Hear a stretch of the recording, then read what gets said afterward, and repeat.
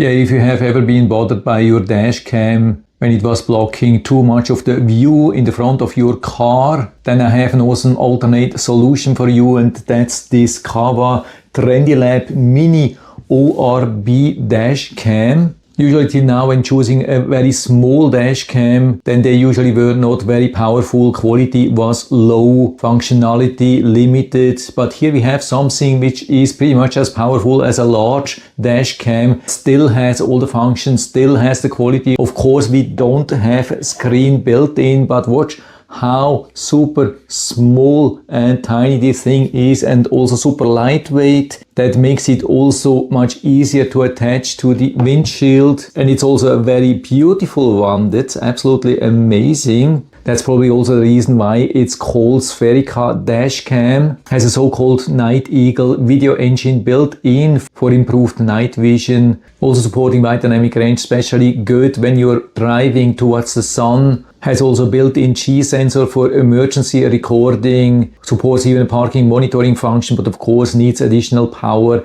None of the dash cams these days have built-in batteries anymore. These days are gone, unfortunately. Of course we have a loop recording built in, so it's always recording while you're driving. And something which you noticed, of course, probably that it doesn't have any buttons here.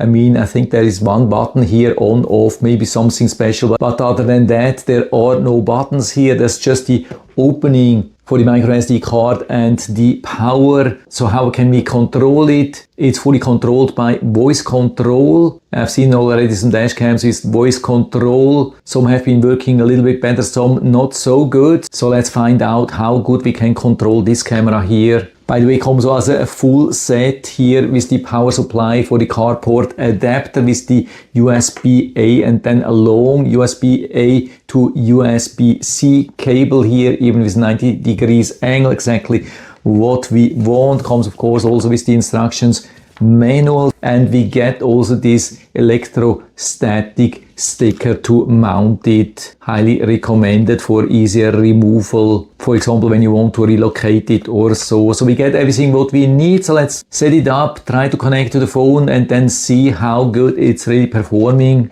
In the front we have also a sticker which we need to remove later after installation. What we don't get is a microSD card. That's not included in the set as far as I can see, so highly recommended to use a fast microSD card. Here I'm using a super fast one, V30. Super fast writing speed of more than 100 megabytes per second. And so we have to insert the microSD card with the pins to the front. Just push it fully inside, even with the fingernail a little bit deeper here.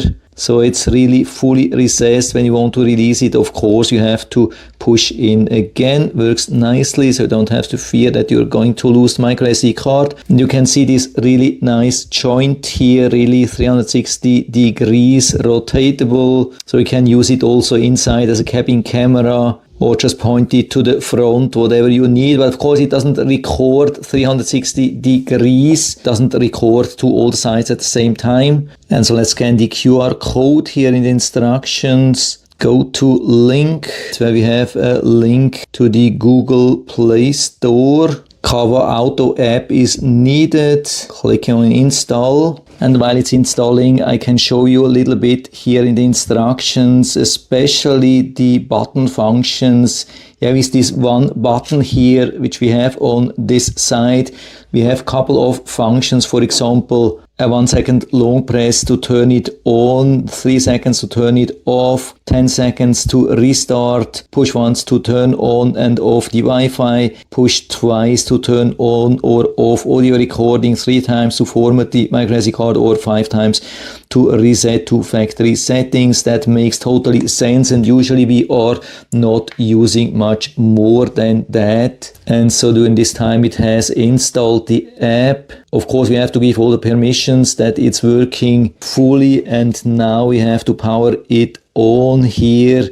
You can use any kind of USB-C power, I guess. I'm even using here a USB-C to C connection, as you can see. I don't know if it works with PD, can't see a light here. So maybe it's not supporting PD charge. So let's try here with USB-A to USB-C. So let's plug it in. See if we get a light. Yeah, we get definitely the light here on this side. So I guess it's ready. Do we hear something? KAWA is started. Okay, I hope you heard that. There's definitely speaker built in. As soon as I had the blue light, I got also the voice confirmation that it's ready to be connected.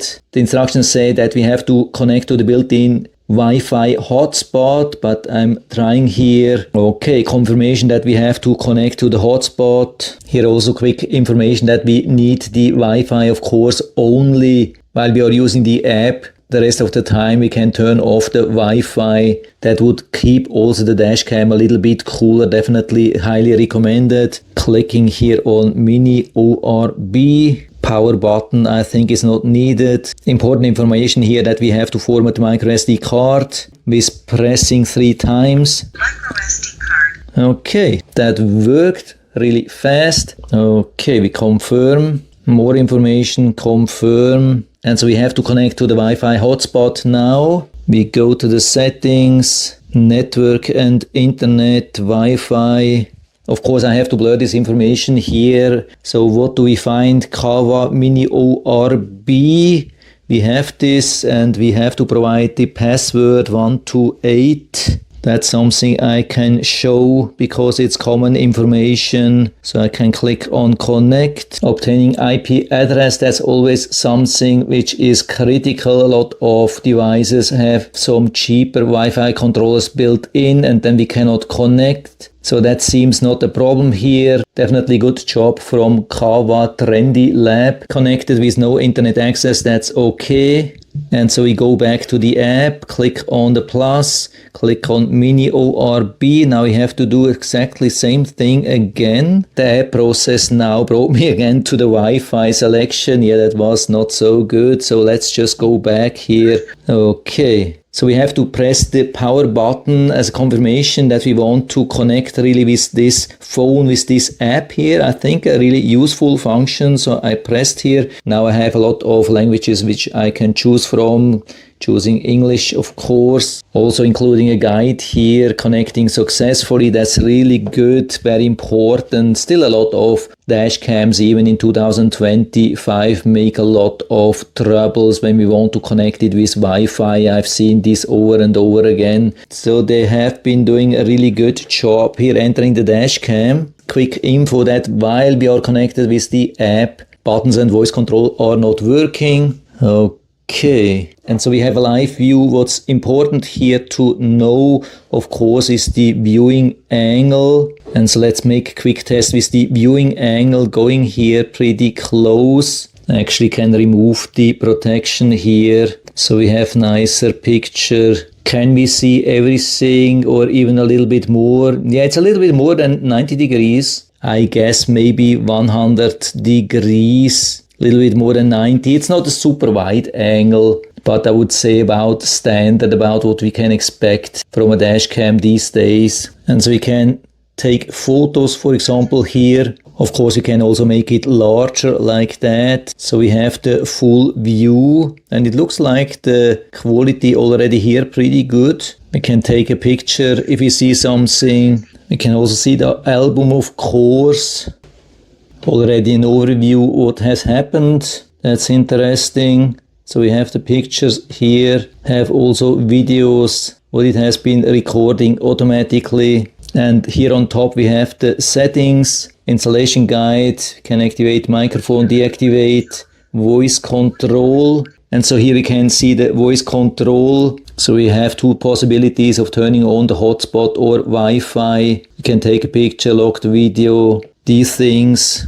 So let's try some function. Of course we have to exit the app, otherwise it won't work. Take photo. Photo taken. Okay, we heard the confirmation. Turn off audio. Audio recording is off. Turn on audio. Audio recording is on. Yeah, you heard that. I've tried it 3 times and it worked 3 times, no failure. That's pretty cool. Speaker volume, recording time 1 to 3 minutes per loop video. Micro SD card management, advanced settings, storage resolution. So we have either 2K or 1080p. Anti-flicker, G-sensor settings. I'm keeping it usually off. so that it's not filling up the storage, and then we are wondering why it's not recording anymore. Something which I recommend. Auto power off, but I mean that's only a thing when you are using the external power supply. Watermarking. We can also set a different Wi-Fi password. Setting the time. Sync with the phone. Highly recommended.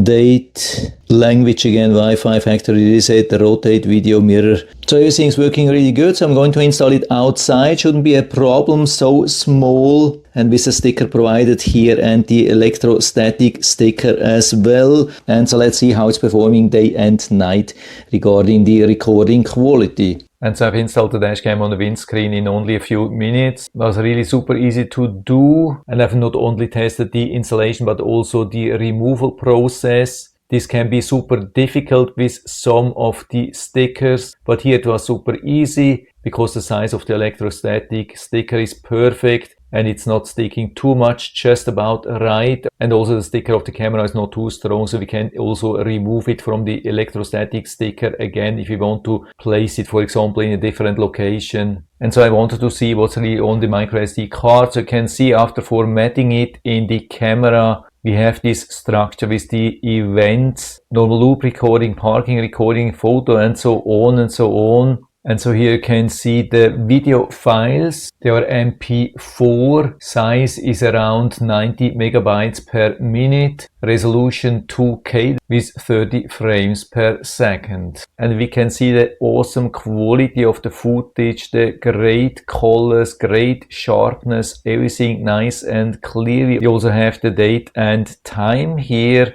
But as far as I can see, there's no GPS data or speed, nothing like that. And the quality is not only amazing while standing still, but also while driving. As you can see here, absolutely fantastic. These colors, also same thing when it's getting a little bit darker, still beautiful. And everything really super sharp. Of course, I can't show you license plates here. But watch this crossing sign here, how detailed this is. I would say also really natural colors and also great dynamic range. So everything really great visible even when we have difficult situations, and also great visibility during the night. You can see, I mean, outside it's just pitch dark and there's only the headlights, and everything which they illuminate is really nice and clearly visible. But also when you have some lights, watch here left and right, whatever is illuminated, nice and clearly visible. All the signs, homes, everything,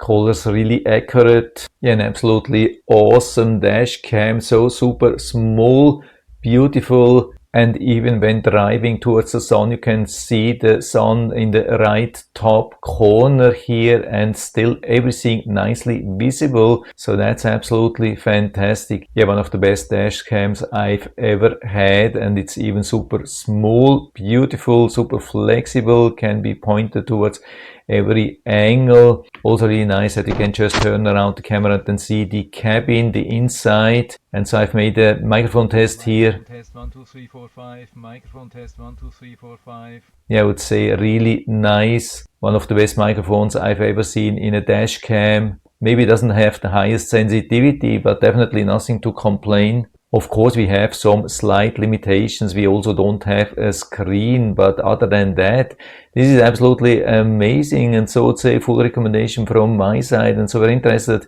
you can find the link to the listing down in the description of the video, so you can check it out and order one for you if you like. And I hope I've been able to help you a little bit with this video. If you have any questions or comments or want to share your own experience with this dashcam, then just let us know down in the feedback area. I'm always happy to talk about these things. And if you like the video, give me a thumbs up, subscribe my channel. Thanks for watching. See you next time.